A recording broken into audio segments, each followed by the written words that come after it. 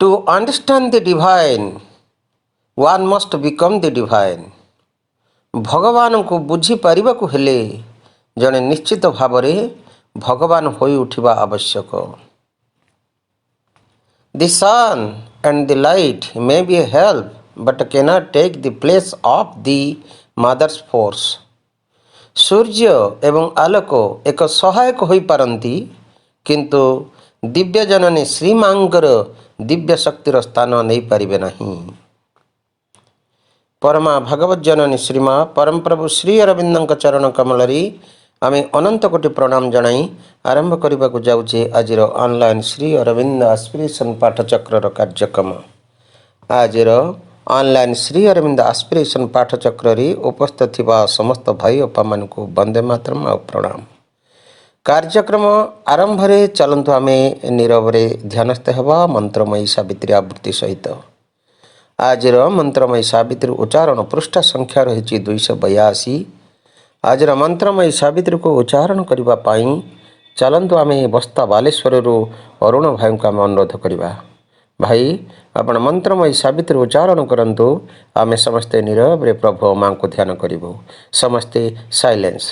Book 2, The Book of the Traveler of the Worlds. Canto 12, The Heavens of the Ideal.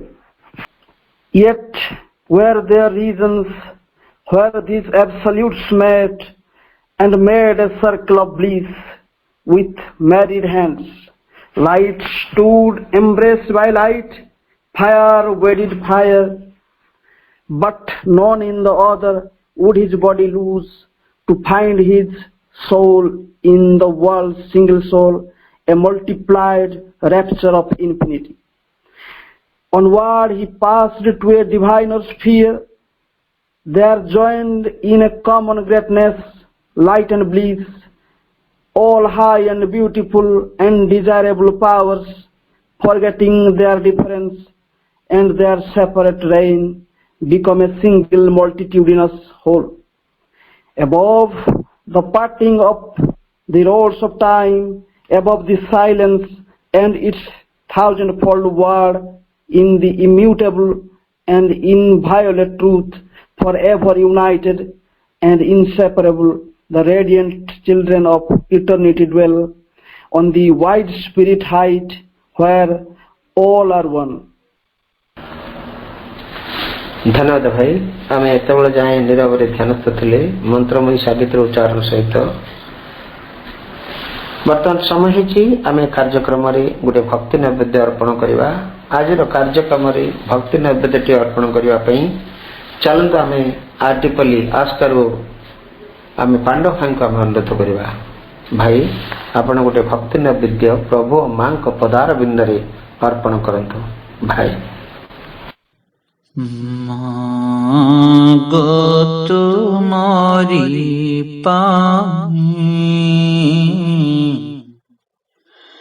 ମାଗୋ ତୁମରି ମନ ମନ୍ଦିର ମୁକୁଳ ରଖିମୁ, ମନ ମନ୍ଦିର ମୁକୁଳ ରଖିମୁ, ନୀତି ଅଛି ପଥ ଚାହିଁ, ମାଗୋ ତୁମରି ମାଗୋ ତୁମରି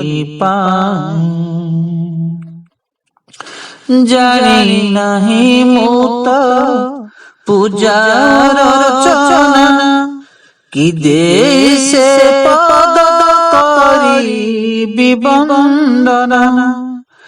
ଜାଣି ନାହିଁ ମୁଁ ତ ପୂଜାର ରଚନା, କି ଦେଶେ ପଦ କରିବି ବନ୍ଦନା। ରଖିଛି କେବଳ ନୟନେ ଲୋତକ, ଦେବି ତୋ ଚରଣ ଧୋଇ, ମାଗୋ ତୁମରି ମାଗୋ ତୁମରି ପାଇଁ। ଧନ ପରିଜନ ଅଛି ମାଗୋ ଯେତେ, ସବୁ ତରପି ଦେଇଛି ମୁଁ ତୋତେ।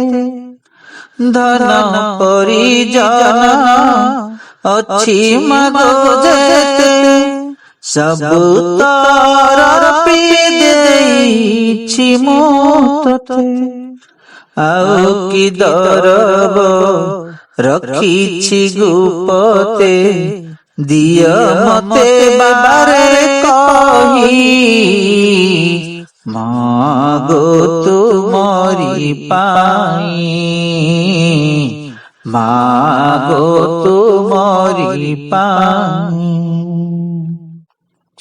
ନ ତୋଳିଲି କେତେ ଆଶାର ସୌଧ, ମେଣ୍ଟିଲା କି ମୋର କଳପନା ସାଧ। ନ ତୋଳିଲି କେତେ ଆଶାର ସୌଧ, ମେଣ୍ଟିଲା କି ମୋର କଳପନା ସାଧ। ଅବଶ୍ୟ ହେଲାଣି ତନୁ ମନ ପ୍ରାଣ, ମରିଚିକା ପଛେ ଧାଇଁ। ମାଗୋ ତୁମରି ପାଇଁ, ମାଗୋ ତୁମରି ପାଇଁ।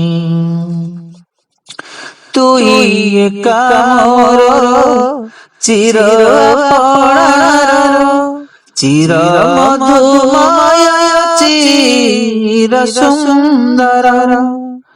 ତୁଇ ଏକା ମୋର ଚିର ଆପଣାର, ଚିର ମଧୁମୟ ଚିର ସୁନ୍ଦର। ତୋ ଚରଣ ବିନା ଆଉ କିଛି ମୋର ଲୋଡ଼ା ନାହିଁ, ଲୋଡ଼ା ନାହିଁ। ମାଗୋ ତୁମରି ପାଇଁ, ମାଗୋ ତୁମରି ପାଇଁ। ମନ ମନ୍ଦିର ମୁକୁଳ ରଖି ମୁଁ, ମନ ମନ୍ଦିର ମୁକୁଳ ରଖି ମୁଁ, ନୀତି ଅଛି ପଥ ଚାହିଁ। ମାଗୋ ତୁମରି ପାଇଁ, ମାଗୋ ତୁମରି ପାଇଁ, ମାଗୋ ତୁମରି ପାଇଁ। ଧନ୍ୟବାଦ ଭାଇ। ଏକ ଭାବପୂର୍ଣ୍ଣ ଏବଂ ସମର୍ପଣର ଭାବ ନେଇ ଯେଉଁ ବନ୍ଦନାଟି ଆପଣ ମା ଓ ପ୍ରଭୁଙ୍କ ଚରଣ କମଳରେ ଥୋଇଲେ, ଏବଂ ଏହି ସମର୍ପଣର ଭାବଟି ଆମ ସମସ୍ତଙ୍କ ଭିତରେ ସଞ୍ଚରି ଯାଇଛି। ଯେମିତିକି ମା ପ୍ରଥମ ଥର ପାଇଁ ଯେତେବେଳେ କି ଆସି ପ୍ରଭୁ ଶ୍ରୀ ଅରବିନ୍ଦଙ୍କୁ ଦର୍ଶନ କଲେ, ମା କହିଥିଲେ ଯେ ସେଇ ଯେଉଁ ଭାବ, ସମର୍ପଣ ଭାବ, ସେ ଧଳା କାଗଜ ପୃଷ୍ଠାଟି ମୁଁ ଆଜିଠାରୁ ହେଇଗଲି, ଆପଣ ଆରି ଭିତରେ ଯାହା ଲେଖିବେ, ସୁଖ ଦୁଃଖ ଭୋଗ ବେଦନା ଯାହା ଆସୁ ମୋ ପାଶେ, ସମସ୍ତେ ଆମେ ଜାଣିଛେ। ଆଜି ଭାଇ ମଧ୍ୟ ସେଇଭଳି ଜିନିଷ ଏଇ ପ୍ରାର୍ଥନାର ଭାବ ନେଇ ବନ୍ଦନାଟି ଅର୍ପଣ କରିଛନ୍ତି। ଆଉ କ'ଣ ଆମର ଅଛି? ସବୁ ଜିନିଷ କେବଳ ମାଙ୍କ ପାଖରେ ନିବେଦନ କରିବା ଛଡ଼ା ଆଉ କିଛି ଉପାୟ ନାହିଁ। କେବଳ ସରଳ ଶିଶୁଟି ହୋଇ ମାଙ୍କ ହସ୍ତରେ ଅକୁଣ୍ଠିତ ଭାବରେ କେବଳ ଅର୍ପି ଦେବା, ନିଜକୁ ଅର୍ପି ଦେବା, ନିଜର ଯାହା କିଛି, ନିଜର ସବୁ କିଛିକୁ ତାଙ୍କରି ହସ୍ତରେ ଅର୍ପଣ କରିଦେବା ଏବଂ ସବୁ କିଛିକୁ ସେ ହିଁ କେବଳ ତାର ଦାୟିତ୍ୱ ନେବେ ଏବଂ ଆମେ ଅର୍ପିଥିବା ସମସ୍ତ ଜିନିଷର ଦାୟିତ୍ୱ ସିଏ ହିଁ ରକ୍ଷା କରିବେ। କାରଣ ସବୁ ହେଉଛନ୍ତି ସେ, ସବୁ ହେଉଛନ୍ତି ସେ। ନିବେଦନ ଆମ ଏତିକି, ଏହା ବିନା ଆନ କିଛି ଏ ମନ ଚାହେଁ ନା, ଏ ପ୍ରାଣ ଚାହେଁ ନା, ଏ ଆତ୍ମା ଚାହେଁ ନା। ମା ସବୁଠୁ ବଢ଼ିଆ ଲାଗେ ତୁମର ସେଇ ମଧୁମୟୀ ନା। से नाम जप करी मांकर आमे दिनटी को सब आमर दिनचर्चा गुड़ी को पाखर अर्पण कर आमे जीवन बीतेवा छड़ा अन्य कौन से उपाय नहीं। यह ही हूँ शेष कथा। माँ पांडव भाई को बहुत बहुत धन्यवाद। समय ही बर्तमान आमे परम प्रभु श्री अरविंद से महान और दिव्य ग्रंथ को आम आलोचना कर चलीचे। जोग सन्मनय दि सिंथेसिस ऑफ जोग जाओ कि धारावाहिक भाव में आलोचना कर चली बरगढ़ डॉक्टर चित्तरंजन साहू भाई। आलोचना बहुत सुंदर एवं सावलील एवं हृदयग्राही एवं समस्त को बुझा भली भाव भाई ताको व्याख्या कर चली जहाँकि माने घर घर नादरे जमती कि माने झरणा तार समुद्र रे मिसी जो भली नादरे से जाउची से भली भाव आमर यही प्रभुंकर से दिव्य कथामूर्त गुड़ी को से आलोचना कर चली प्रभावित कर दूसरे मान मध्य भाई को बहुत बहुत धन्यवाद। भाई एजावत आलोचना रखिंट आम गोटे नुआ विषय आरंभ कर नुआ अध्याय आरंभ हो जाए गत काली ठारू ता होची चैप्टर 8 दि सिंथेसिस ऑफ जोगो दि सिंथेसिस ऑफ जोगो चैप्टर 8 दि सुप्रीम विल परम इच्छा।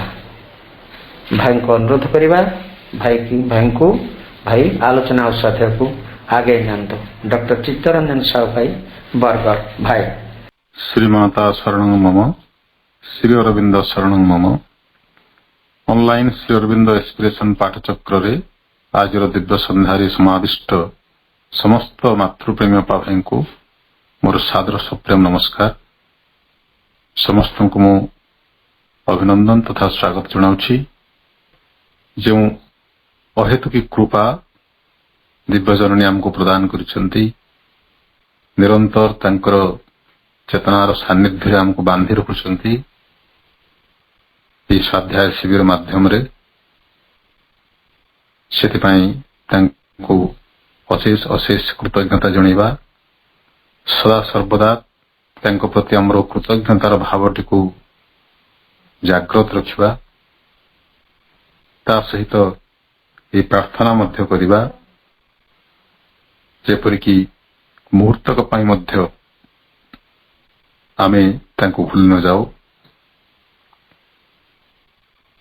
एवं आमर समस्त चिंता भावना एवं कर्म तांकरी प्रेरणा परिचालित हो।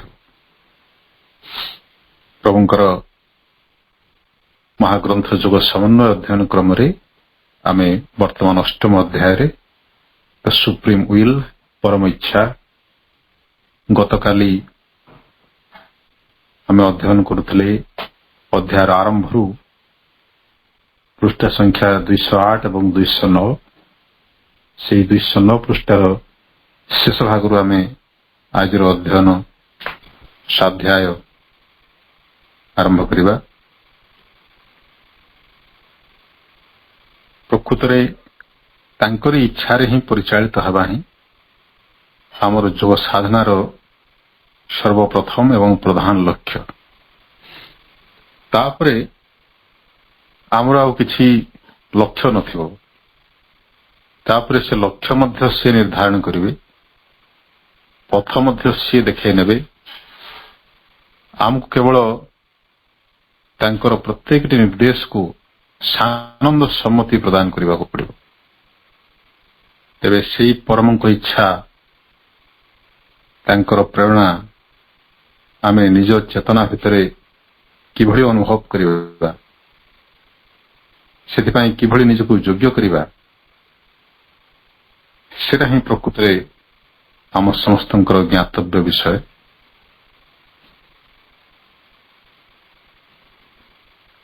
एवं सेतिपाई अध्यायर आरंभ रे प्रभु गीतार बाणीर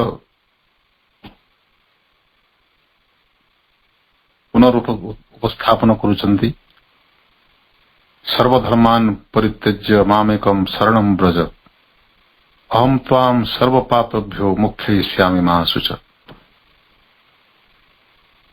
केवल ମୋର ଶରଣାପନ୍ନ ହୋ, ଅନ୍ୟ ସମସ୍ତ ଧର୍ମ ପରିତ୍ୟାଗ କର, ଅର୍ଥାତ୍ ଚେତନାର ଯେଉଁ ନିମ୍ନତର ଅଙ୍ଗ ସକଳ ଶରୀର ବା ଅନ୍ନମୟ ଚେତନା, ପ୍ରାଣମୟ ଚେତନା ଏବଂ ମନମୟ ଚେତନା, ଏମାନେ ଅଜ୍ଞାନତାରେ ଆବୃତ, ଏମାନଙ୍କର ସାମର୍ଥ୍ୟ ନାହିଁ। ତେଣୁ ଏମାନଙ୍କୁ ଅନୁସରଣ କର ନା, କେବଳ ମତେ ଅନୁସରଣ କର, ଅର୍ଥାତ୍ ଆତ୍ମପୁରୁଷଙ୍କୁ ଅନୁସରଣ କର। ଆମ ଭିତରେ ସେ ଭଗବାନଙ୍କର ପ୍ରତିଭୁ ଆତ୍ମପୁରୁଷ ହିଁ ଆମକୁ ଏ ପ୍ରେରଣା ଦେଉଛନ୍ତି ଏବଂ ତାଙ୍କୁ ଅନୁସରଣ କଲେ ଆଉ କୌଣସି ପ୍ରକାର ପାପ ବା ପଦସ୍ଖଳନ ବା ଭ୍ରାନ୍ତି ବା ତ୍ରୁଟି ବିଚ୍ୟୁତିର ସମ୍ଭାବନା ହିଁ ନାହିଁ।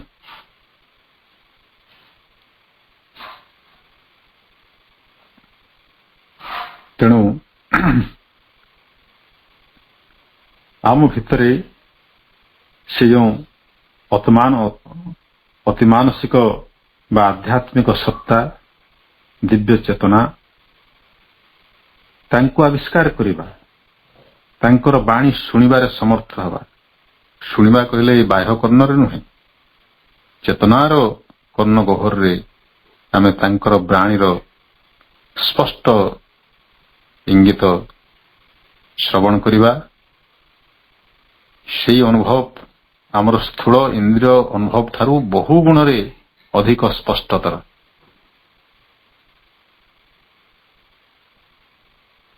ଏବଂ ସେତେବେଳେ ଯେତେବେଳେ ଆମେ ସେ ପରମଙ୍କ ଇଚ୍ଛାର ପରିଚାଳିତ ହେବା, ସେତେବେଳେ ଆମର ସବୁ କାର୍ଯ୍ୟଗୁଡ଼ିକ ହେବ ତ୍ରୁଟିଶୂନ୍ୟ, ପୂର୍ଣ୍ଣାଙ୍ଗ ପ୍ରାପ୍ତ, ସତ୍ୟ ସହିତ ଯୁକ୍ତ ହେଇକରି ଆମେ କାର୍ଯ୍ୟ କରିବା। ସତ୍ୟ ଚେତନା ସହିତ ନିତ୍ୟ ଯୁକ୍ତ ହୋଇ ରହିବାର ଅବସ୍ଥା ହେଉଛି ସତ୍ୟ ଯୁଗ। ପ୍ରଭୁ ଉପସ୍ଥାପନ କରୁଥିଲେ, ଗତକାଲି ଆମେ ଯେଉଁ ଅଧ୍ୟୟନ କରୁଥିଲେ ତାର ଶେଷ ପର୍ଯ୍ୟାୟରେ, ଯେ ସେ ଅବସ୍ଥାରେ ସାଧକର ଆଉ କିଛି ପାଇବାର ଇଚ୍ଛା ନଥାଏ, କୌଣସି କାମନା ବାସନା ପରିପୂରଣ କରିବାର ଇଚ୍ଛା ନଥାଏ। ସେ ଗୋଟେ ନୈର୍ବକ୍ତିକ ଚେତନାର ଅଂଶରେ ପରିଣତ ହେଇଯାଏ କିମ୍ବା ତାର ଚେତନାର ବିସ୍ତାରଣ ହେଇଯାଏ, ସେ ବିଶ୍ୱମୟ ଚେତନାରେ ପରିଣତ ହେଇଯାଏ। ସମଗ୍ର ବିଶ୍ୱ ତାର ଚେତନା, ସମଗ୍ର ବିଶ୍ୱ ଜଗତ ତାର ଶରୀର, ସମଗ୍ର ବିଶ୍ୱ ପ୍ରାଣ ତାର ପ୍ରାଣ, ସମଗ୍ର ବିଶ୍ୱ ମନ ତାର ମନ। ସେତେବେଳେ ତାର କୌଣସି ମାନସିକ ଚିନ୍ତା, ଧାରଣା, ଅଭିମତ, ଅଭିରୁଚି ଇତ୍ୟାଦି ଯେତେ ସବୁ ମାନସିକ ସଂରଚନା ତାର ନିଜର ହେଇକରି ଆଉ ରହେ ନାହିଁ, କାରଣ ସେ ବିଶ୍ୱମୟ ଅସ୍ତିତ୍ୱରେ ପରିଣତ ହେଇଯାଏ। ଅଥବା ତାର ମନ ସମ୍ପୂର୍ଣ୍ଣ ନିରବ ହେଇଯାଏ ଏବଂ କେବଳ ଦିବ୍ୟ ସତ୍ୟ ଏବଂ ଦିବ୍ୟ ଜ୍ଞାନକୁ ପ୍ରକାଶ କରିବାର ଗୋଟେ ମାଧ୍ୟମ ବା ଗୋଟେ ଚ୍ୟାନେଲରେ ପରିଣତ ହେଇଯାଏ।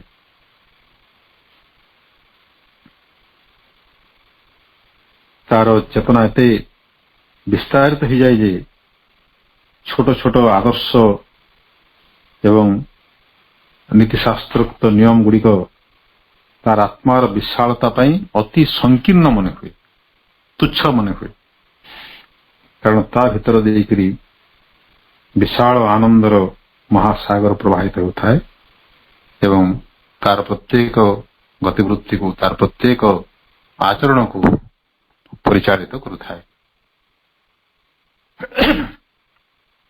ତାପରେ ପରବର୍ତ୍ତୀ ଅନୁଚ୍ଛେଦ ଆମେ ଅଧ୍ୟୟନ କରିବା।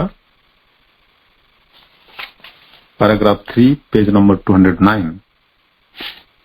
Whoever sincerely enters the path of works must leave behind him the stage in which need and desire are the first law of our acts.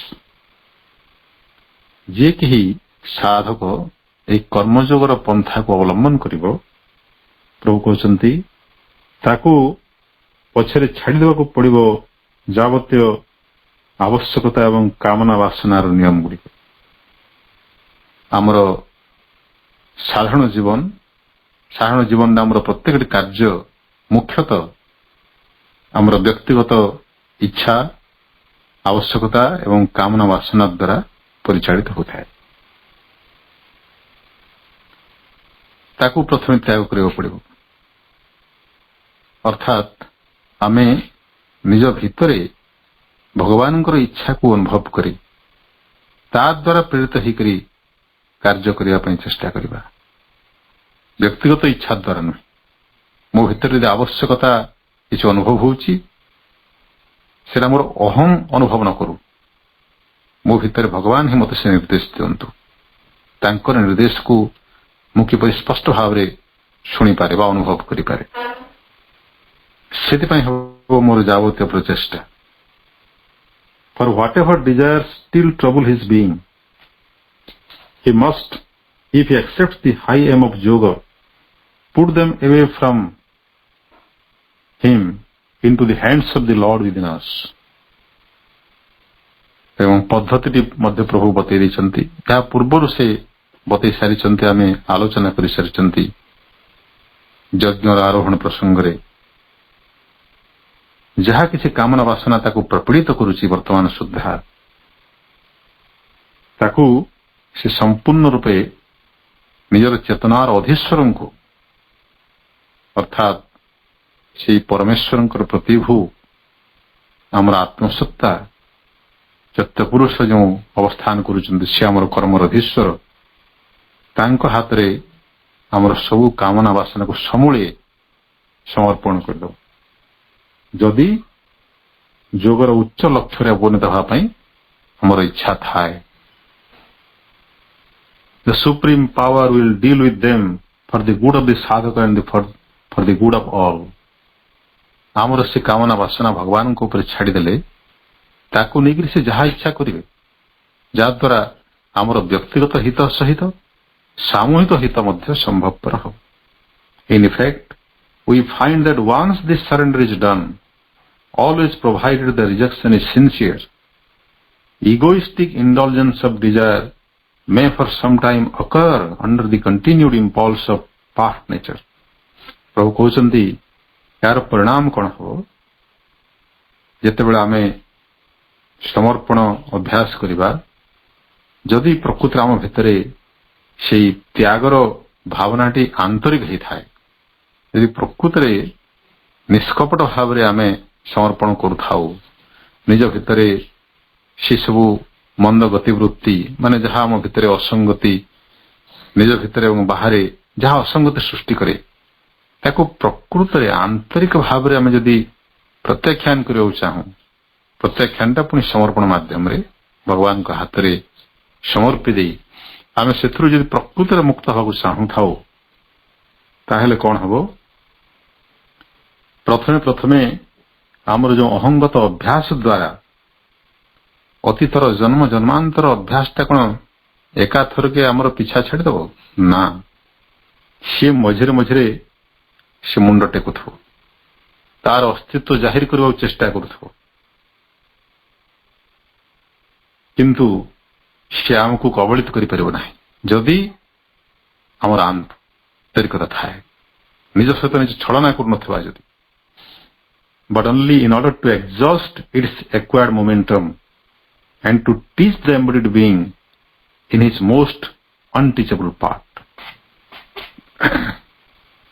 ସେ କେବଳ ଆସିବ ଏଥିପାଇଁ ଯେ ନିଜର ସାମର୍ଥ୍ୟକୁ କ୍ଷୟ କରିବା ପାଇଁ, ନିଜର ତାକତ, ନିଜର ସେ ଜନ୍ମ ଜନ୍ମାନ୍ତର ଧରି ଆମକୁ ଯେଉଁ ଶାସନ କରି ଆସୁଥିଲା ତାର ଶକ୍ତି କ୍ରମଶଃ ହ୍ରାସ କରିବା ପାଇଁ, ଆମର ଚେତନା ଉଚ୍ଚତର ଚେତନା ସହିତ ସଂଘର୍ଷ କରି ନିଜର ଶକ୍ତି ହରାଇବା ପାଇଁ, ନିଜର ବହୁ ବର୍ଷର ଅର୍ଜିତ ସାମର୍ଥ୍ୟ ବା ସମ୍ବେଗ ଗୁଡ଼ିକୁ କ୍ଷୟ କରିବା ପାଇଁ ଏବଂ ଆମର ଏ ଶରୀରଧାରୀ ସତ୍ତାକୁ କିଛି ଶିକ୍ଷା ଦେବା ପାଇଁ, ଯେଉଁ ଅଂଶ ଗୁଡ଼ିକ ମୋଷ୍ଟ ଅନଟିଚେବଲ କହୁଛନ୍ତି, ଆମର ଏ ଶାରୀର ଚେତନାର ଯେଉଁ ଅଙ୍ଗ ଗୁଡ଼ିକ ସବୁଠୁ କମ୍ ଗ୍ରହଣଶୀଳ, ଜଣକୁ ଶିଖେଇବା ସବୁଠୁ କଷ୍ଟ, ସେ ଅଂଶ ଗୁଡ଼ିକୁ ଶିକ୍ଷା ଦେବା ପାଇଁ ଆମର ସେଇ କାମନା ଆବେଗ ଗୁଡ଼ିକ ମଝିରେ ମଝିରେ ମୁଣ୍ଡ ଟେକି ଉଠୁଥିବେ। କେଉଁ ଅଙ୍ଗ ଗୁଡ଼ିକ ଆମର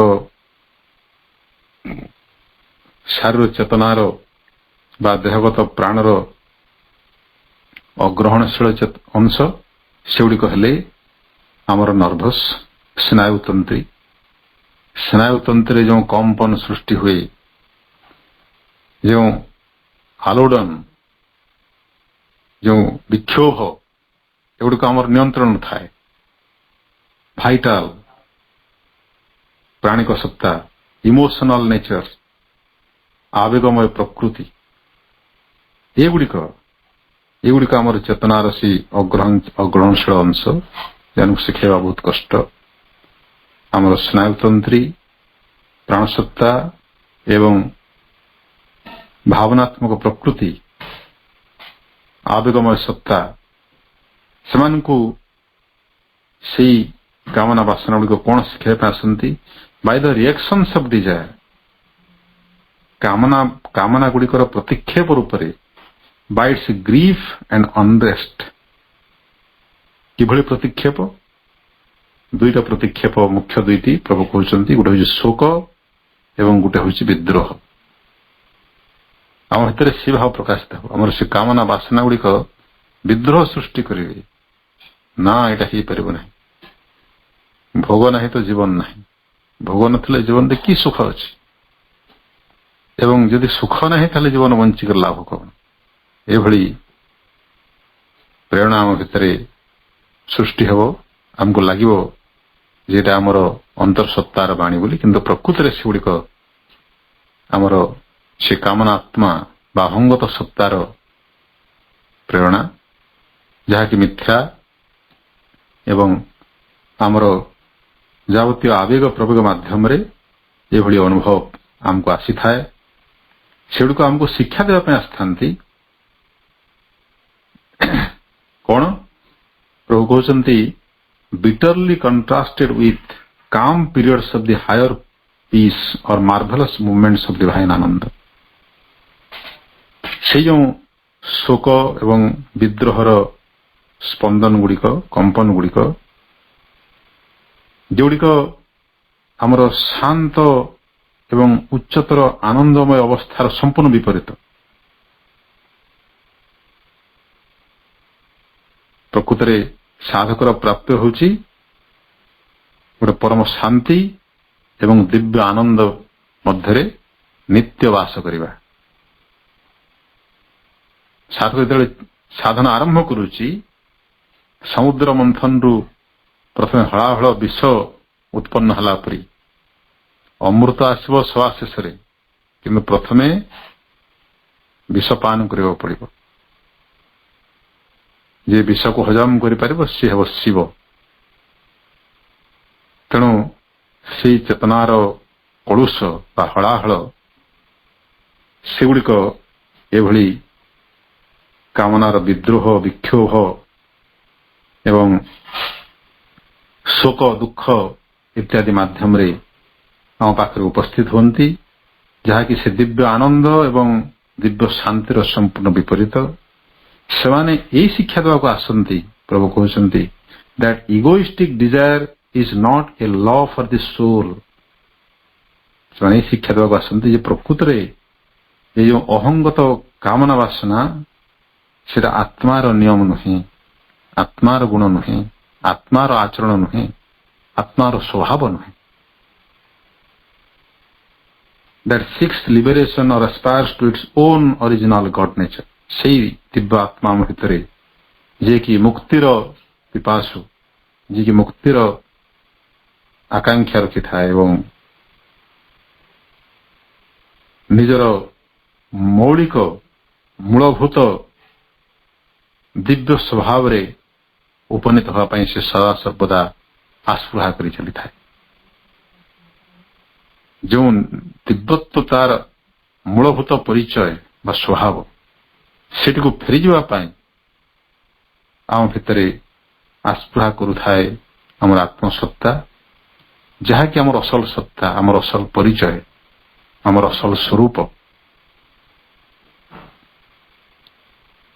एवं यही अहंगत कामना प्रकृति आमर लक्ष्य नुहे यहीटा शिक्षा देवाई से कामना वासना गुड़िक मझी मझे आम भितर प्रकाशित होता afterwards the element of desire in those impulsions will be thrown away or persistently eliminated by a constant denying and transforming pressure. ଧୀରେ ଧୀରେ ସେମାନଙ୍କର ଅଭିବ୍ୟକ୍ତିର ସମ୍ଭାବନା ବା ପରିପ୍ରକାଶର ଫ୍ରିକ୍ୱେନ୍ସିସ୍ ବାରମ୍ବାରତାଟା କମି କମିଯିବ। ଧୀରେ ଧୀରେ ତାଙ୍କର ପରିପ୍ରକାଶର ସମୟ ସୀମା ବୃଦ୍ଧି ପାଇବ, ମାନେ ଯେତିକି ସମୟ ବ୍ୟବଧାନ ଶୁଣାଉଥିଲେ ସେଟା ଆହୁରି ବଢି ବଢିଯିବ। ଅର୍ଥାତ୍ ଧୀରେ ଧୀରେ ସେମାନେ କମରୁ କମ ଆମର ଚେତନାରେ ପ୍ରକାଶିତ ହେବେ, ଶେଷରେ ସମ୍ପୂର୍ଣ୍ଣ ନିର୍ମୂଳ ହେଇଯିବେ। ଏବଂ ସେଟା କିଭଳି ସମ୍ଭବ ହେବ? ଗୋଟେ ସ୍ଥାୟୀ ପ୍ରତ୍ୟାଖ୍ୟାନ ଏବଂ ରୂପାନ୍ତରକାରୀ ଚାପ ଦ୍ୱାରା ଆମର ଚେତନାର ଯେଉଁ ଦିବ୍ୟ ସଂକଳ୍ପ ସେ କାମନା ବାସନା ଗୁଡ଼ିକ ପ୍ରକାଶିତ ହେଲା ମାତ୍ରେ ସେମାନଙ୍କୁ ପ୍ରତ୍ୟାଖ୍ୟାନ କରୁଥିବ ଆନ୍ତରିକ ଭାବରେ ଏବଂ ତାଙ୍କ ଉପରେ ରୂପାନ୍ତରକାରୀ ଚାପ ପ୍ରୟୋଗ କରୁଥିବ ଯେ ସେଗୁଡ଼ିକ ପରିଷ୍କୃତ ହୁଅନ୍ତୁ, ତାଙ୍କର ଶୁଦ୍ଧ ସ୍ୱରୂପକୁ ପ୍ରାପ୍ତ ହୁଅନ୍ତୁ। ଏହି ଚାପ ଦ୍ୱାରା ସେଇ ପୁରାତନ କାମନା ବାସନା ଗୁଡ଼ିକ ଧୀରେ ଧୀରେ ସମୂଳେ ଆମର ଚେତନାରୁ ନିଷ୍କାସିତ ହେଇଯିବ। Only the pure force of action in them, ଯାହାକୁ ଆମେ ସଂସ୍କୃତରେ କହିବା ପ୍ରବୃତ୍ତି, justified by an equal delight in all works and result that is inspired or imposed from above, will be preserved in the happy harmony of a final perfection. ତ ଯେତେବେଳେ କାମନା ବାସନା ଇତ୍ୟାଦି ଆମର ଚେତନାର ଯାବତୀୟ କଳୁଷ ଆବର୍ଜନା ଆମର ଚେତନାରୁ ସମ୍ପୂର୍ଣ୍ଣ ନିଷ୍କାସିତ ହେଇଯିବେ, ସେତେବେଳେ ରହିବ କଣ? ରହିବ ପିଓର ଫୋର୍ସ ଅଫ ଆକ୍ସନ, ଯାହାକୁ ଆମେ କହୁ ପ୍ରବୃତ୍ତି। ପ୍ରବୃତ୍ତି କହିଲେ ପ୍ରକୃଷ୍ଟ ବୃତ୍ତି, ଅର୍ଥାତ୍ ଭଗବାନଙ୍କର ବୃତ୍ତି, ଭଗବତ କ୍ରିୟା, divine action. Pure force of action ପ୍ରଭୁ ତାକୁ ଇଂରାଜୀରେ କହୁଛନ୍ତି, ଯାହାକି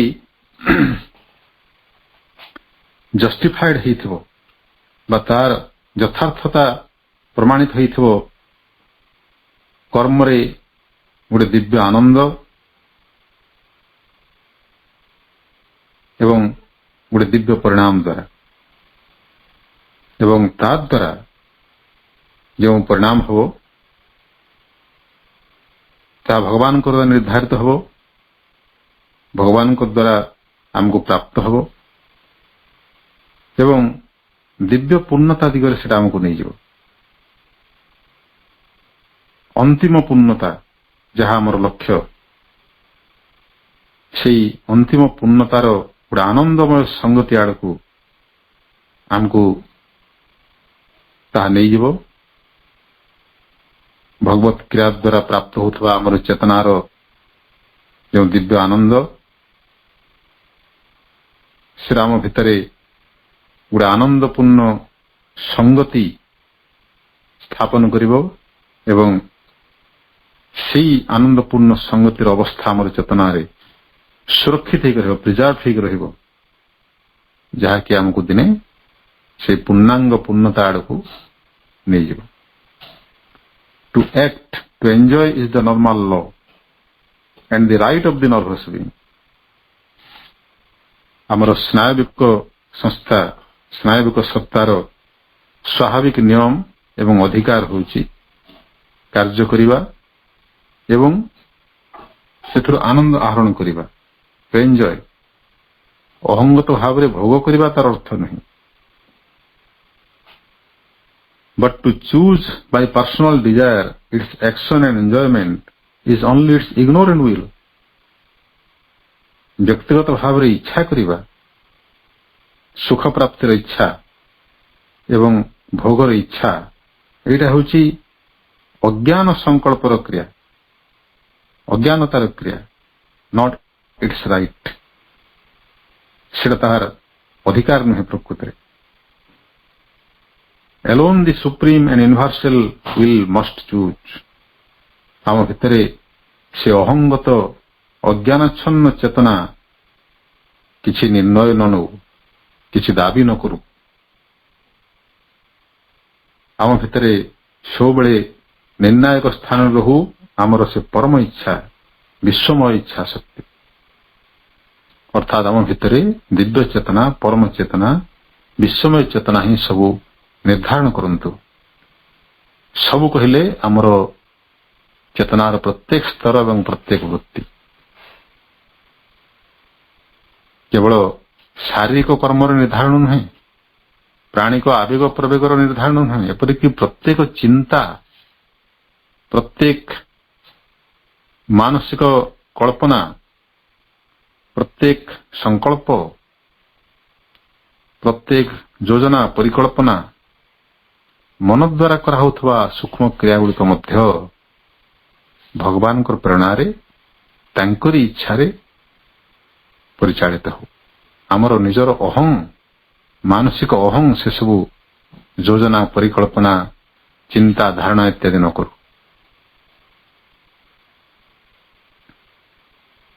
Action must change into a dynamic movement of that will. ଆମର ପ୍ରତ୍ୟେକ କର୍ମ ସେଇ ପରମଙ୍କର ଇଚ୍ଛାର ଗୋଟେ ଗତିଶୀଳ କ୍ରିୟାତ୍ମକତାରେ ପରିଣତ ହେଉ। ଅର୍ଥାତ୍ ଆମର ପ୍ରତ୍ୟେକଟି ଚିନ୍ତା ମଧ୍ୟ ସେଇ ପରମଙ୍କ ଇଚ୍ଛା ଦ୍ୱାରା ନିର୍ଦ୍ଧାରିତ ହେଉ। ଆମର ଅହଙ୍ଗତ ଇଚ୍ଛା ଦ୍ୱାରା ଆମେ ଯେମିତି କୌଣସି ଚିନ୍ତା ମଧ୍ୟ ନ କରୁ। ପ୍ରତ୍ୟେକ କର୍ମ ପରମଙ୍କ ଇଚ୍ଛା ଦ୍ୱାରା ନିର୍ଦ୍ଧାରିତ ହେଉ।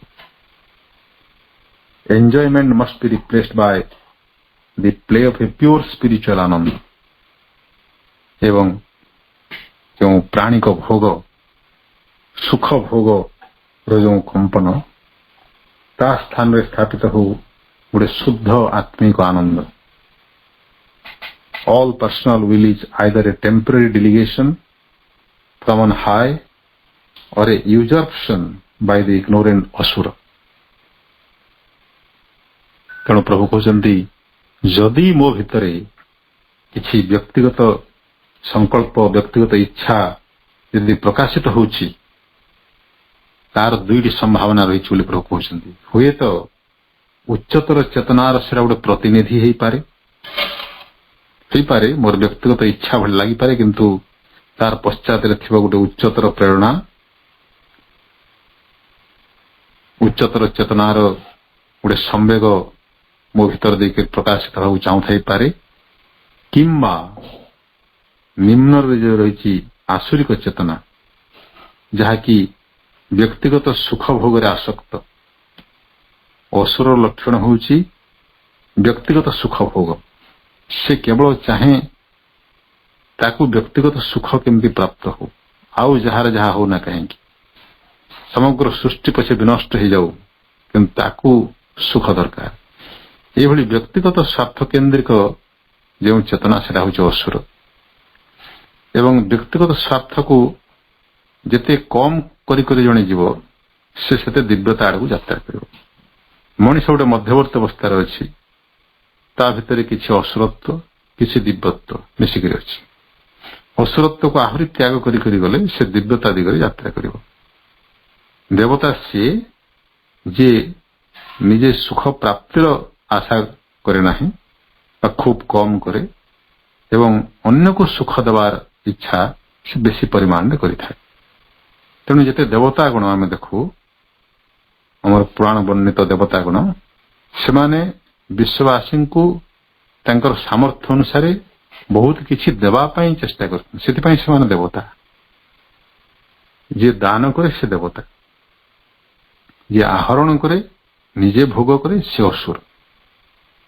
ତେଣୁ ବ୍ୟକ୍ତିଗତ ଇଚ୍ଛା ଯଦି ସେ ଅବସ୍ଥାରେ, ଯେତେବେଳେ ସାଧକ ନିଜର ଅହଙ୍ଗତତାକୁ ତ୍ୟାଗ କରୁଥିବ, ତାର ଯାବତୀୟ କାମନା ବାସନାକୁ ତ୍ୟାଗ କରିବା ପାଇଁ ସଂକଳ୍ପ କରୁଥିବ ଏବଂ ତାର ସାଧ୍ୟ ମତେ ସର୍ବୋତ୍ତମ ଚେଷ୍ଟା କରୁଥିବ, ଦିବ୍ୟ ପ୍ରେରଣା ଦ୍ୱାରା ପରିଚାଳିତ ହେବା ପାଇଁ ଚେଷ୍ଟା କରୁଥିବ, ତା ସତ୍ତ୍ୱେ ଯଦି ବି ତା ଭିତରେ କିଛି ବ୍ୟକ୍ତିଗତ ସଂକଳ୍ପ, ବ୍ୟକ୍ତିଗତ ଇଚ୍ଛା ପ୍ରକାଶିତ ହୁଏ, ସେଟା ହୁଏତ ତାର ନିମ୍ନ ଚେତନାର ଅସୁର ସତ୍ତା ଭିତରେ ଆସୁଥାଇପାରେ, ଅଜ୍ଞାନମୟ ଅସୁର ପ୍ରେରଣା ହେଇପାରେ, କିମ୍ବା ଉଚ୍ଚତର ଦିବ୍ୟ ସତ୍ତାର ଗୋଟେ ଦିବ୍ୟ ପ୍ରେରଣା ତାର ମନମୟ ସତ୍ତାକୁ ପ୍ରତିନିଧି ଭାବରେ ବ୍ୟବହାର କରି ତା ମାଧ୍ୟମରେ ନିଜକୁ ଅଭିବ୍ୟକ୍ତ କରିବା ପାଇଁ ଚାହୁଁଥାଇପାରେ।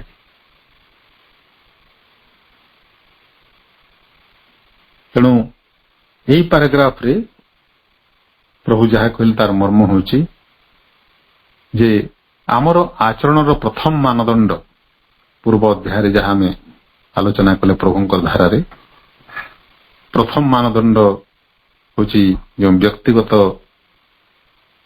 ଇଚ୍ଛା ଆବଶ୍ୟକତା ଏବଂ କାମନା ଦ୍ୱାରା ପରିଚାଳିତ ହେଇକରି ଆମେ ଯାହା ସବୁ କର୍ମ କରୁ ତାକୁ ବିସର୍ଜନ କରିବା, ପ୍ରତ୍ୟାଖ୍ୟାନ କରିବା, ଭଗବାନଙ୍କ ହାତରେ ସମର୍ପଣ କରିବା ଏବଂ ନିଜ ଭିତରେ ଅନ୍ତଃପୁରୁଷଙ୍କ ପ୍ରେରଣାକୁ ଶୁଣିବା ପାଇଁ ଚେଷ୍ଟା କରିବା, ତା ଦ୍ୱାରା ପରିଚାଳିତ ହେବା ପାଇଁ ଚେଷ୍ଟା କରିବା। ତାପରେ ଆଚରଣ ଦ୍ୱିତୀୟ ମାନଦଣ୍ଡ ସମ୍ପର୍କରେ ଆମେ କିଭଳି ମନୋଭାବ ପୋଷଣ କରିବା ସେ ସମ୍ପର୍କରେ ପ୍ରଭୁ କହୁଛନ୍ତି ପରବର୍ତ୍ତୀ ପାରାଗ୍ରାଫରେ। The social law, that second term of our progress, is a means to which the ego is subjected. ଆମର ଆଚରଣ ଦ୍ୱିତୀୟ ମାନଦଣ୍ଡ ଏବଂ ଆମର ଅଗ୍ରଗତିର ଦ୍ୱିତୀୟ ପର୍ଯ୍ୟାୟ ତାହା ହେଉଛି ସାମାଜିକ ନିୟମ ଯାହା ଆମକୁ ପରିଚାଳିତ କରେ। ଆମର ଅହଂଟି ବ୍ୟକ୍ତିଗତ ଅହଂଟି ଏହି ସାମାଜିକ ନିୟମର ଅଧୀନତା ସ୍ୱୀକାର କରିଥାଏ। କାହିଁକି ସ୍ୱୀକାର କରିଥାଏ? In order that it may learn discipline by subordination to a wider collective ego. ଏହା ଦ୍ୱାରା ଆମର ବ୍ୟକ୍ତିଗତ ଅହଂଟି ଶୃଙ୍ଖଳା ଶିକ୍ଷା କରେ। କିଭଳି? ଗୋଟେ ବିଶାଳତର ସାମୂହିକ ଅହଂ ପ୍ରତି ନିଜର ଆନୁଗତ୍ୟ ପ୍ରଦର୍ଶନ କରିବା ଦ୍ୱାରା ସମୂହକୁ ସମ୍ମାନ ଜଣାଇବା ଦ୍ୱାରା ଆମର ବ୍ୟକ୍ତିଗତ ଅହଂଟି ଗୋଟେ ଶୃଙ୍ଖଳା ଶିକ୍ଷା କରେ। କାରଣ ସେହି ଶୃଙ୍ଖଳା ତାର ତିଷ୍ଠି ରହିବା ପାଇଁ ଜରୁରୀ।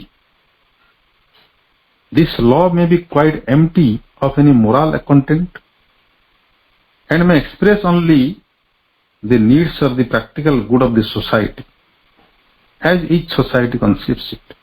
ପ୍ରଭୁ କହୁଛନ୍ତି ଏହି ଯେଉଁ ନିୟମ ଗୋଷ୍ଠୀ ପ୍ରତି ବ୍ୟଷ୍ଟି ସତ୍ତାର ଆନୁଗତ୍ୟ ଏଥିରେ କିଛି ନୈତିକତା ଥିବ ବୋଲି ମାନେ ନାହିଁ। ନୈତିକତା ସହିତ ଏହାର କିଛି ସମ୍ପର୍କ ନାହିଁ। ସେ କେବଳ ଯୋଉଟା ବାସ୍ତବବାଦୀ ହିତ, ପ୍ରାକ୍ଟିକାଲ ଗୁଡ୍, ସମୂହର ହିତ ଏବଂ ସେଥିପାଇଁ ଯାହା ଆବଶ୍ୟକ ସେ ଆଧାରରେ ସେ ନିୟମଟି ତିଆରି କରିଥାଏ ଯେ ଗୋଷ୍ଠୀ ପ୍ରତି ପ୍ରତ୍ୟେକ ବ୍ୟଷ୍ଟି ସତ୍ତା ସେମାନଙ୍କର ଆନୁଗତ୍ୟ ପ୍ରଦର୍ଶନ କରିବେ ଏବଂ ଏହି ଗୋଷ୍ଠୀଗତ ହିତଟା କଣ ତାହା ସେହି ଗୋଷ୍ଠୀ ନିର୍ଦ୍ଧାରଣ କରିଥାଏ। ସେଟା ନୈତିକ ହେଇପାରେ, ଅନୈତିକ ବି ହେଇପାରେ। Or it may express those needs and that good, but modified and colored and supplemented by a higher moral or ideal law. କିମ୍ବା ଅନେକ ସମୟରେ ଏମିତି ହେଇପାରେ ପ୍ରଭୁ କହୁଛନ୍ତି ସେ ଯେଉଁ ଆବଶ୍ୟକତା ଏବଂ ହିତର ଇଚ୍ଛା ତାହା ଗୋଟେ ଉଚ୍ଚତର ନୈତିକ ଏବଂ ଉଚ୍ଚ ଆଦର୍ଶର ନିୟମ ଦ୍ୱାରା ପ୍ରଭାବିତ ହେଇପାରେ। ଅନେକ ସମୟରେ ସାମାଜିକ ନିୟମ ଗୁଡ଼ିକ ଉଚ୍ଚ ଆଦର୍ଶ, ଉଚ୍ଚ ପରମ୍ପରା ବା ଉଚ୍ଚ ନୈତିକତାର ନିୟମ ଗୁଡ଼ିକ ଦ୍ୱାରା ଗଠିତ ହେଇଥାଏ ବା ସେଭଳି ରୂପ ସେଭଳି ସଂରଚନା ସେମାନଙ୍କୁ ପ୍ରଦାନ କରାଯାଇଥାଏ। It is binding on the developing but not yet perfectly developed individual in the shape of social duty. ପ୍ରଭୁ କହୁଛନ୍ତି ବିକାଶଶୀଳ କିନ୍ତୁ ପୂର୍ଣ୍ଣ ଭାବରେ ବିକଶିତ ନ ହୋଇଥିବା ବ୍ୟଷ୍ଟି ସତ୍ତାକୁ ଏଇଭଳି ନୈତିକତାର ଆଦର୍ଶ ଗୁଡ଼ିକ ନିୟମ ଗୁଡ଼ିକ ମାନିବା ପାଇଁ ବାଧ୍ୟ କରାଯାଏ। କେଉଁଭଳି ରୂପରେ? In the shape of social duty, ସାମାଜିକ କର୍ତ୍ତବ୍ୟବୋଧ, ଫ୍ୟାମିଲି ଅବ୍ଲିଗେସନ, ପରିବାର ପ୍ରତି ଦାୟିତ୍ୱବୋଧ, କମ୍ୟୁନାଲ ଅର ନ୍ୟାସନାଲ ଡିମାଣ୍ଡ, ଗୋଷ୍ଠୀଗତ କିମ୍ବା ଜାତିଗତ ଦାବି ବା ଆବଶ୍ୟକତା, ଏହିସବୁ ଦ୍ୱାରା ଏହିସବୁ ରୂପରେ ପ୍ରତ୍ୟେକ ବ୍ୟଷ୍ଟି ସତ୍ତାକୁ ଗୋଷ୍ଠୀର ଦାବିଟିକୁ ମାନିବାକୁ ବାଧ୍ୟ କରାଯାଏ। So long as it is not in conflict with his growing sense of the higher right, ଏବଂ ସେ ପର୍ଯ୍ୟନ୍ତ ଜଣେ ଏହାକୁ ମାନି ଚାଲିଥାଏ ଯେ ପର୍ଯ୍ୟନ୍ତ ତାର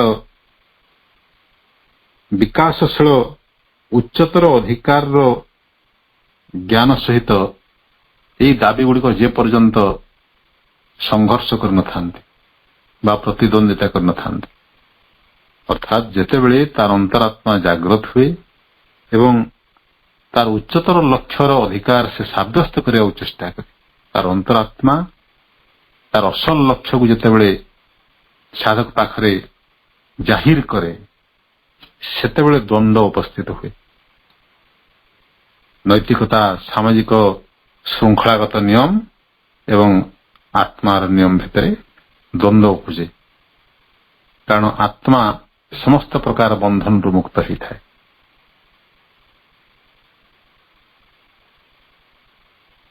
But the sadhaka of the karma yoga will abandon this also to the Lord of the works.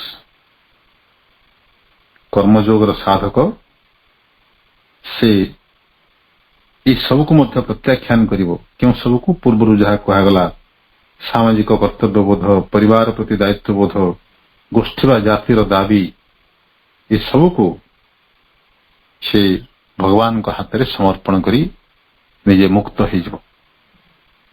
After he has made this surrender, his social impulses and judgments will, like his desire, only be used for their exhaustion.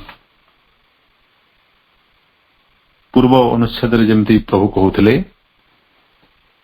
ଯେତେବେଳେ ବ୍ୟକ୍ତିଗତ କାମନା ବାସନାକୁ ସାଧକ ଭଗବାନଙ୍କ ହାତରେ ସମର୍ପଣ କରିଦିଏ, ତା ସତ୍ତ୍ୱେ ବି ଯେଉଁ କାମନା ବାସନା ଗୁଡ଼ିକ ଉଦ୍ରେକ ହୁଅନ୍ତି ତାର ଚେତନାରେ ସମୟ ସମୟରେ, ସେଗୁଡ଼ିକ ପ୍ରକୃତରେ ନିଜର ସାମର୍ଥ୍ୟ ହରାଇବା ପାଇଁ ବା ନିଜେ ନିଜକୁ ଅଧିକରୁ ଅଧିକ ଦୁର୍ବଳ କରିବା ପାଇଁ ହିଁ ଆସିଥାନ୍ତି।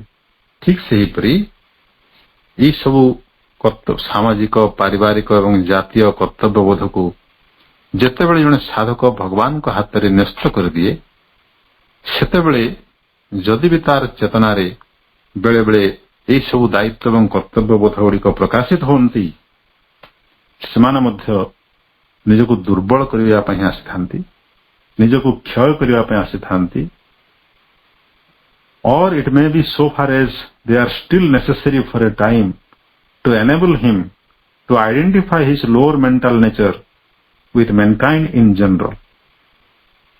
ବେଳେବେଳେ ଏପରି ହେଇପାରେ ଯେ ସେମାନେ ଏଥିପାଇଁ ଆସନ୍ତି କର୍ତ୍ତବ୍ୟବୋଧ ରୂପରେ ସାଧକକୁ ସବଳ କରିବା ପାଇଁ, କିପରି ତାର ଯେଉଁ ନିମ୍ନତର ମାନସିକ ପ୍ରକୃତିକୁ ସେ ସାମଗ୍ରିକ ମାନବ ଜାତିର ପ୍ରକୃତି ସହିତ ଏକାତ୍ମ କରିବ। Or with any grouping of mankind in its works and hopes and aspirations, କିମ୍ବା ସମଗ୍ର ମାନବ ଜାତି ସହିତ ଏକାତ୍ମ ନ ହୋଇପାରିଲେ ଅନ୍ତତଃ ଗୋଟେ କ୍ଷୁଦ୍ର ମାନବ ଗୋଷ୍ଠୀ ଏବଂ ତାର ଯାବତୀୟ କ୍ରିୟାତ୍ମକତା, ତାର ଯେଉଁ ସାମୂହିକ ଆଶା ଏବଂ ଆସ୍ପୃହା, ତା ସହିତ ନିଜକୁ ସେ ଏକାତ୍ମ କରିବ। ଅର୍ଥାତ୍ ସେ କ୍ଷୁଦ୍ର ବ୍ୟକ୍ତିଗତତା ବା ଗୋଷ୍ଠୀଗତତାରୁ ଉତ୍ତୀର୍ଣ୍ଣ ହେଇକରି ସମଗ୍ର ବିଶ୍ୱ ମାନବତା ସହିତ ନିଜକୁ ଏକୀଭୂତ କରିବା ପାଇଁ ପ୍ରଚେଷ୍ଟା କରିବ। ସେ ଉଦ୍ଦେଶ୍ୟଟି ତାକୁ ଚେତେଇ ଦେବା ପାଇଁ ମଝିରେ ମଝିରେ ସେଇ ଗୋଷ୍ଠୀଗତ କର୍ତ୍ତବ୍ୟବୋଧ ଗୁଡ଼ିକ ସାଧକର ଚେତନାରେ ଉପସ୍ଥିତ ହୋଇଥାନ୍ତି। But after that brief time is over, they will be withdrawn and a divine government will alone abide. ଏବଂ ସେ ଅବସ୍ଥା ମଧ୍ୟ ସାଧକର ଜୀବନରେ ସମୟକ୍ରମେ ପାର ହେଇଯାଏ, ସାଧକ ଅତିକ୍ରମ କରିଯାଏ ସେ ଅବସ୍ଥାକୁ। ତା ଭିତରେ ଏଭଳି ଗୋଷ୍ଠୀଗତ କର୍ତ୍ତବ୍ୟବୋଧ ବା ଦାୟିତ୍ୱବୋଧ ଆସେ ନାହିଁ। କେବଳ ସେ ଦିବ୍ୟ ବିଧାନ, ଦିବ୍ୟ ପରିଚାଳନା ଶକ୍ତି ଦ୍ୱାରା ପରିଚାଳିତ ହୁଏ। He will be identified with the divine. ସେ ଭଗବାନଙ୍କ ସହିତ ଏକତ୍ୱ ପ୍ରାପ୍ତ ହୁଏ and with others only through the divine consciousness. ଏବଂ ଅନ୍ୟମାନଙ୍କ ସହିତ, ସୃଷ୍ଟିର ଅନ୍ୟ ସବୁ ବ୍ୟକ୍ତି ସତ୍ତା ସହିତ ମଧ୍ୟ ସେ ଯେଉଁ ଏକତ୍ୱ ଅନୁଭବ କରେ ତାହା ସେ ଭଗବାନଙ୍କର ମାଧ୍ୟମରେ, only through the divine consciousness, ଦିବ୍ୟ ଚେତନା ମାଧ୍ୟମରେ ହିଁ ସମସ୍ତଙ୍କ ସହିତ ସେ ଏକତ୍ୱ ଅନୁଭବ କରେ।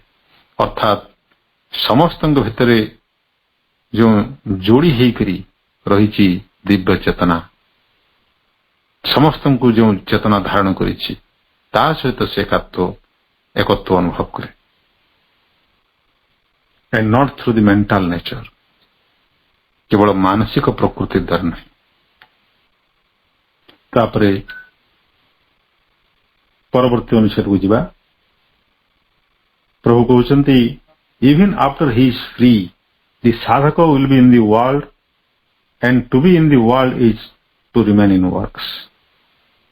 ତେଣୁ ବ୍ୟକ୍ତିଗତ ତଥା ସାମାଜିକ କର୍ତ୍ତବ୍ୟବୋଧ ଏବଂ ଦାୟିତ୍ୱବୋଧରୁ ମୁକ୍ତ ହେଲା ପରେ ମଧ୍ୟ ସାଧକ ତ ଏଇ ଜଗତରେ ରହିବ ନା, ଜଗତର ବାହାରକୁ ତ ସେ ଯାଇପାରିବ ନାହିଁ।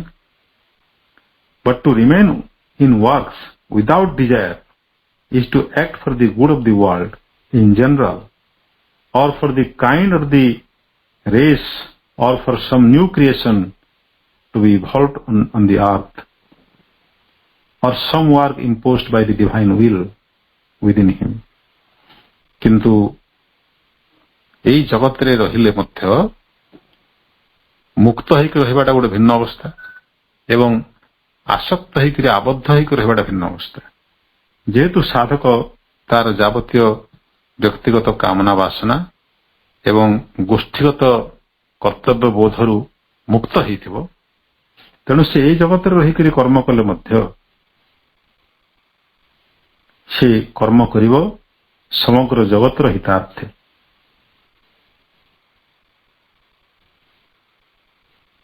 କିମ୍ବା ଗୋଟେ ନୂତନ ସୃଷ୍ଟି ଅଭ୍ୟୁଦୟ ନିମନ୍ତେ, ଗୋଟେ ନୂତନ ସୃଷ୍ଟି, ଗୋଟେ ନୂତନ ଜଗତ ତାର ପ୍ରତିଷ୍ଠା ନିମନ୍ତେ ସେ କର୍ମ କରିବ, କିମ୍ବା ଏଭଳି କିଛି କର୍ମ କରିବ ଯାହାକି ସେ ଦିବ୍ୟ ବିଧାନ ଭଗବତ ସଂକଳ୍ପ ଦ୍ୱାରା ତା ଉପରେ ଲଦି ଦିଆହେଇଥିବ। And this must be done either in the framework provided by the environment or the grouping in which he is born or placed, or else in one which is chosen or created for him by the divine direction.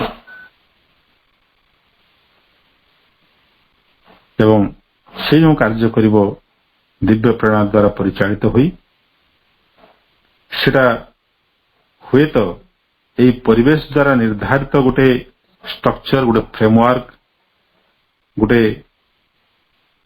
କାର୍ଯ୍ୟ ସାରଣୀ ଦ୍ୱାରା ନିର୍ଦ୍ଧାରିତ ହେଉଥିବ, କିମ୍ବା ଭଗବାନଙ୍କର ନିର୍ଦ୍ଦେଶରେ, ଭଗବାନଙ୍କର ପ୍ରତ୍ୟକ୍ଷ ମାର୍ଗଦର୍ଶନରେ ତିଆରି ହୋଇଥିବା ଗୋଟେ ନୂତନ ସଂରଚନା, ଗୋଟେ ନୂତନ ମାନଚିତ୍ର ଦ୍ୱାରା ବା ଗୋଟେ ଖସଡ଼ା ଦ୍ୱାରା ତାର କାର୍ଯ୍ୟ ଗୁଡ଼ିକ ପରିଚାଳିତ ହେବ। ତେଣୁ ଯେତେବେଳେ ସାଧକ ଭଗବତ ଇଚ୍ଛା ଦ୍ୱାରା ପରିଚାଳିତ ହେଇକରି କର୍ମ କରିବ, ଆମ ମନରେ ପ୍ରଶ୍ନ ଉଠିପାରେ, ତାହେଲେ ତାର କର୍ମ କ'ଣ ସମ୍ପୂର୍ଣ୍ଣ ସ୍ୱତନ୍ତ୍ର ହେଇଯିବ? ସେ ଭିନ୍ନ ପ୍ରକାର କର୍ମ କରିବ ଯାହାର କି ଜଗତବାସୀଙ୍କ ସହିତ କିଛି ସମ୍ପର୍କ ନଥିବ? ନା, ସେମିତି ନୁହେଁ। ସେ ପୂର୍ବ ନିର୍ଦ୍ଧାରିତ ଫ୍ରେମୱାର୍କ, କାର୍ଯ୍ୟ ପଦ୍ଧତି ବା କାର୍ଯ୍ୟଧାରା ଯାହା ଆଗରୁ ଏ ପୃଥିବୀରେ ଅଛି ସେଟା ମଧ୍ୟ ଭଗବାନଙ୍କର ଇଚ୍ଛା ଦ୍ୱାରା ହେଇଛି। ତେଣୁ ସେଇ ପୂର୍ବ ପ୍ରତିଷ୍ଠିତ ନକ୍ସା ଅନୁସାରେ, ଧାରା ଅନୁସାରେ ସେ କାର୍ଯ୍ୟ କରିପାରେ, କିମ୍ବା ଭଗବତ ପ୍ରେରଣାରୁ ପ୍ରକାଶିତ ଗୋଟେ ନୂତନ ଧାରାରେ କାର୍ଯ୍ୟ କରିପାରେ। କିଛି ବି ସମ୍ଭବ।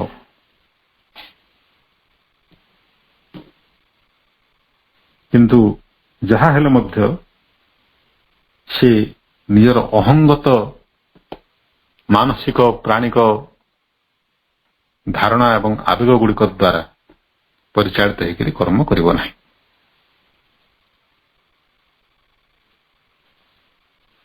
ତେଣୁ ମୋଟାମୋଟି ଭାବରେ ପୂର୍ଣ୍ଣଯୋଗର ସାଧକ ଦିବ୍ୟ ପ୍ରେରଣା ଦ୍ୱାରା ପରିଚାଳିତ କାର୍ଯ୍ୟ କରିବ, ଏଇ ଜଗତରେ ରହିବ, ଏଇ ଜଗତରେ ସାଧାରଣ ମଣିଷ ଭଳି କର୍ମ କରିବ, ଏଇ ଜଗତର ପୂର୍ବ ନିର୍ଦ୍ଧାରିତ ଷ୍ଟ୍ରକ୍ଚର ଗୁଡ଼ିକୁ, କାର୍ଯ୍ୟ ନିର୍ଘଣ୍ଟ ବା କାର୍ଯ୍ୟ ସାରଣୀ ଗୁଡ଼ିକୁ ନେଇକରି କର୍ମ କରିପାରେ, କିମ୍ବା ଗୋଟେ ନୂତନ କାର୍ଯ୍ୟ ଖସଡ଼ା ତିଆରି କରି ଭଗବତ ପ୍ରେରଣାରେ ପ୍ରସ୍ତୁତ କରି ସେ ଅନୁସାରେ କାର୍ଯ୍ୟ କରିପାରେ। କିନ୍ତୁ ସେ ସମ୍ପୂର୍ଣ୍ଣ ଭାବରେ ତାର ବ୍ୟକ୍ତିଗତ ଅହଙ୍ଗତ କିମ୍ବା ଗୋଷ୍ଠୀଗତ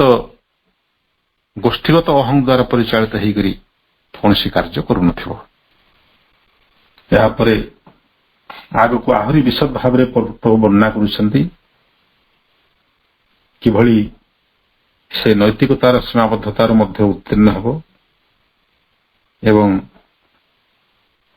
ଉଚ୍ଚତର ଜ୍ଞାନ, ଉଚ୍ଚତର ସତ୍ୟ ଏବଂ ଦିବ୍ୟ ପ୍ରେମ ଦ୍ୱାରା, ଭଗବତ ପ୍ରେମ ବିଧାନ ଦ୍ୱାରା ପରିଚାଳିତ ହୋଇକରି ସେ କର୍ମ କରିବ। ସେତେବେଳେ କିଭଳି ହେବ ତାର ଅନୁଭବ, କିଭଳି ହେବ ତାର ଆଚରଣ, ତାକୁ ଅତି ସୂକ୍ଷ୍ମ ଭାବରେ, ପ୍ରାଞ୍ଜଳ ଭାବରେ ପ୍ରଭୁ ଆମ ଆଗରେ ଉପସ୍ଥାପନ କରୁଛନ୍ତି। ଆମେ ପରବର୍ତ୍ତୀ ଅଧିବେଶନ ଗୁଡ଼ିକରେ ସେସବୁ ବିଶଦ ଭାବରେ ଅଧ୍ୟୟନ କରିବା। ବର୍ତ୍ତମାନ ତ ସମୟ ହେଇଯାଇଛି, ତେଣୁ ଆଲୋଚନାକୁ ଏଠି ବିରାମ ଦେବା ସହିତ ସମସ୍ତ ଅପା ଭାଇଙ୍କୁ ମୋର ଅଶେଷ ଆନ୍ତରିକ ଧନ୍ୟବାଦ ଏବଂ ମାଙ୍କ ପାଖରେ ବିନମ୍ର କୃତଜ୍ଞତା ନିବେଦନ କରି ରହୁଛି। ବନ୍ଦେ ମାତରମ୍। ଧନ୍ୟବାଦ ଭାଇ। ବହୁତ ସୁନ୍ଦର ଭାବରେ ପ୍ରଭୁଙ୍କର ଏ ଯୋଉ ଗାଇଡଲାଇନ କଥା, ଯେ ଦିବ୍ୟ ପରମ ଇଚ୍ଛା ଦ୍ୱାରା ଆମେ କିପରି ପରିଚାଳିତ ହେବା, ତାର ଯୋଉ ନିୟମ ସବୁ ରହିଛି ତାକୁ ସୁନ୍ଦର ଭାବରେ ଭାଇ ବୁଝାଇ ଦେଲେ ପ୍ରଭୁଙ୍କର କଥାକୁ, ଯେ ଆମେ ବ୍ୟକ୍ତିଗତ କାମନା ବାସନାରୁ ମୁକ୍ତ ହୋଇ ଆମେ ଗୋଷ୍ଠୀଗତ ଆହୁରି ଆଗକୁ ଆଗକୁ ନୈତିକତାରୁ ମଧ୍ୟ ଆମେ କେମିତି ମୁକ୍ତ ହୋଇ ସେଇ ଦିବ୍ୟ ପରମଙ୍କ ଇଚ୍ଛାରେ ଯେମିତିକି ଆମେ ପରିଚାଳିତ ହେବା ଏବଂ ଆମର ସାଧନାକୁ ବଳବତ୍ତର କରିବା ଏବଂ ପୂର୍ଣ୍ଣ ଯୋଗୀ ହେବା, ଭଗବାନଙ୍କର ସେଇ ପରମ ଇଚ୍ଛା ସହିତ ଆମେ କିପରି ଏକୀଭୂତ ହେବା ଏବଂ ଦିବ୍ୟତ୍ୱରେ କିପରି ରୂପାନ୍ତରିତ ହେବା, ତାର ବିଷୟରେ ସୁନ୍ଦର ଭାବରେ ବିଶଦ ଭାବରେ ଆଲୋଚନା କରୁଥିଲେ ଭାଇ। ସେଥିପାଇଁ ଏତେ ସରଳ ଏବଂ ସୁନ୍ଦର ଭାବରେ ପ୍ରଭୁଙ୍କର କଥାକୁ ସେ ଯେଉଁଭଳି ଭାବରେ ବ୍ୟାଖ୍ୟା କରୁଥିଲେ, କହୁଥିଲେ, ସମସ୍ତେ ପ୍ରାୟ ମର୍ମେ ମର୍ମେ ସମସ୍ତେ ହୃଦୟରେ ବୁଝିଛନ୍ତି। ଭାଇଙ୍କୁ ବହୁତ ବହୁତ ଧନ୍ୟବାଦ। କାର୍ଯ୍ୟକ୍ରମକୁ ଆମେ ଏଠି ବିରତି ଘୋଷଣା କରିବା। କିଛି ସମୟ ପୁଣି କନସେଣ୍ଟ୍ରେସନ ରହି ସମସ୍ତେ ପୁଣି ଟିକେ ସାଇଲେନ୍ସ ହେବା। ମଦର୍ସ ମେଡିଟେସନ ମ୍ୟୁଜିକ୍ ସହିତ ଆଜିର କାର୍ଯ୍ୟକ୍ରମକୁ ଆମେ ବିରତି ଘୋଷଣା କରିବା। ସମସ୍ତେ ସାଇଲେନ୍ସ ହେବା।